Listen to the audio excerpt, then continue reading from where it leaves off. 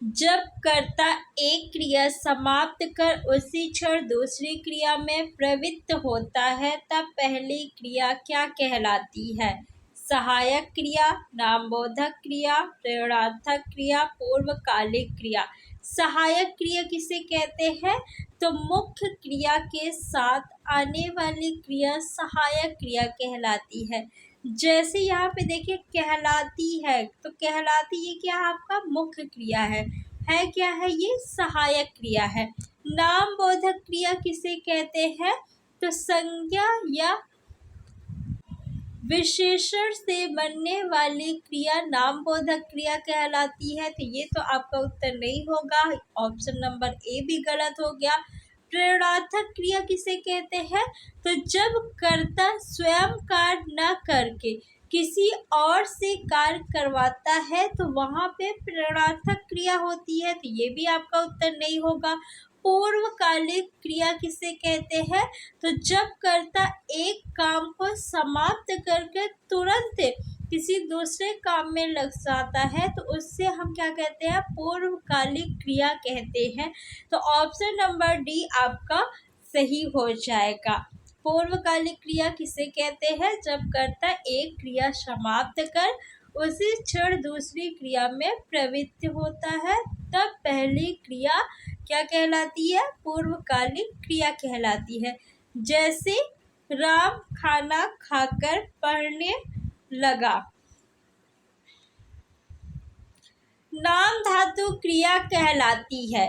संज्ञा या विशेषण से बनने वाली क्रिया, सर्वनाम से बनने वाली क्रिया, सहायक क्रिया से बनने वाली क्रिया, धातु से बनने वाली क्रिया। तो बताइए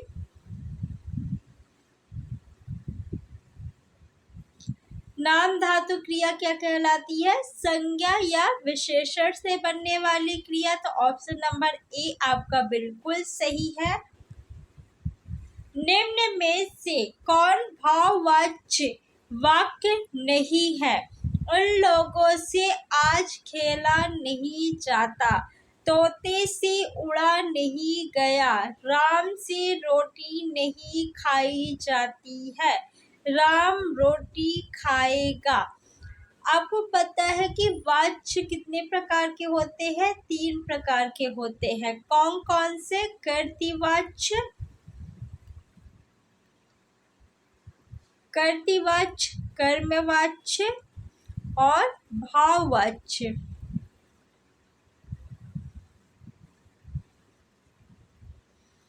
कर्तृवाच्य, कर्मवाच्य, भाववाच्य।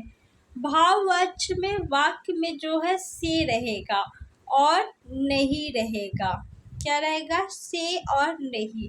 जैसे उन लोगों से आज नहीं खेला नहीं जाता, यहाँ पे देखिए से भी है और नहीं भी है तो क्या हो जाएगा? भाववाच्य।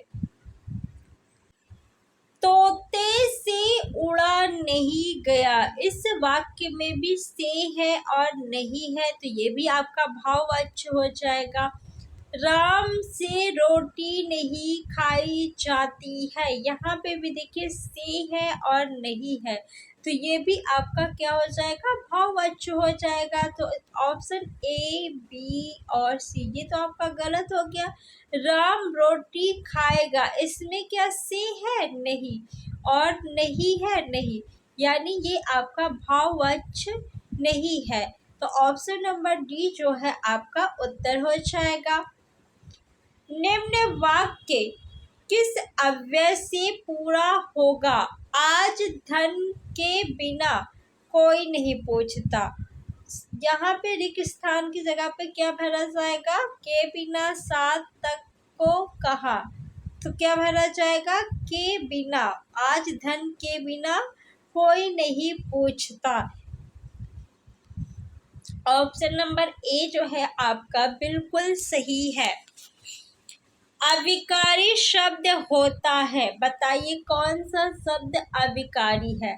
संज्ञा, सर्वनाम, विशेषण, अव्यय। अविकारी यानी जिसमें परिवर्तन ना हो, लिंग वचन कारक के आधार पे उसे हम क्या कहेंगे? अविकारी शब्द कहेंगे। तो संज्ञा, संज्ञा जैसे नदी है तो नदी का तो नदियों हो जाएगा, हम इसमें परिवर्तन कर सकते हैं ना, तो ये तो आपका नहीं होगा। सर्वनाम, इसमें भी हम परिवर्तन कर सकते हैं, ये आपका विकारी शब्द है। विशेषण भी जो है ये विकारी शब्द है, लेकिन अव्यय क्या है? आपका अविकारी शब्द है। जैसे भी, तक, क्या आप इसका बहुवचन बना सकते हैं? इसमें परिवर्तन कर सकते हैं? नहीं कर सकते ना, तो ये क्या है? आपके अविकारी शब्द है। सही विकल्प का चयन करें जो शुद्ध वाक्य है। तुम तुम्हारा काम करो, तुम तुमका काम करो, तुम मेरा काम करो, तुम अपना काम करो। बताइए कौन सा वाक्य शुद्ध है? तुम तुम्हारा काम करो ये शुद्ध है? नहीं। तुम तुमका काम करो ये बिल्कुल गलत है। तुम मेरा काम करो, नहीं। तुम अपना काम करो, तुम अपना काम करो। ऑप्शन नंबर डी जो है बिल्कुल सही है। स ध्वनि का उच्चारण स्थान क्या है? दंत, मूर्धा, तालु, कंठ।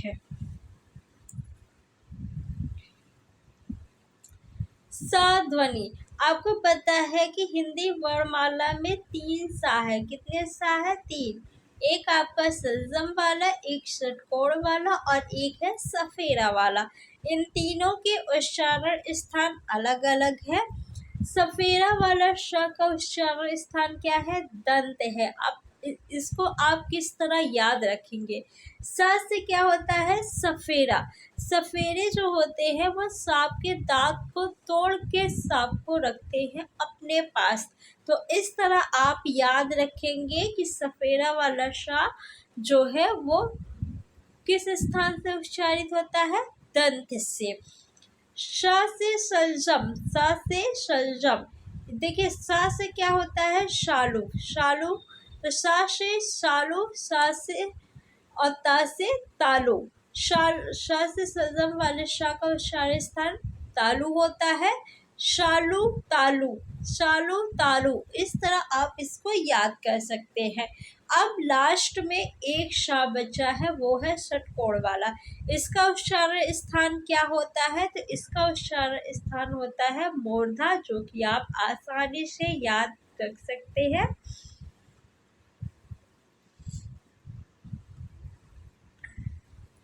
मध्य स्वर कहते हैं।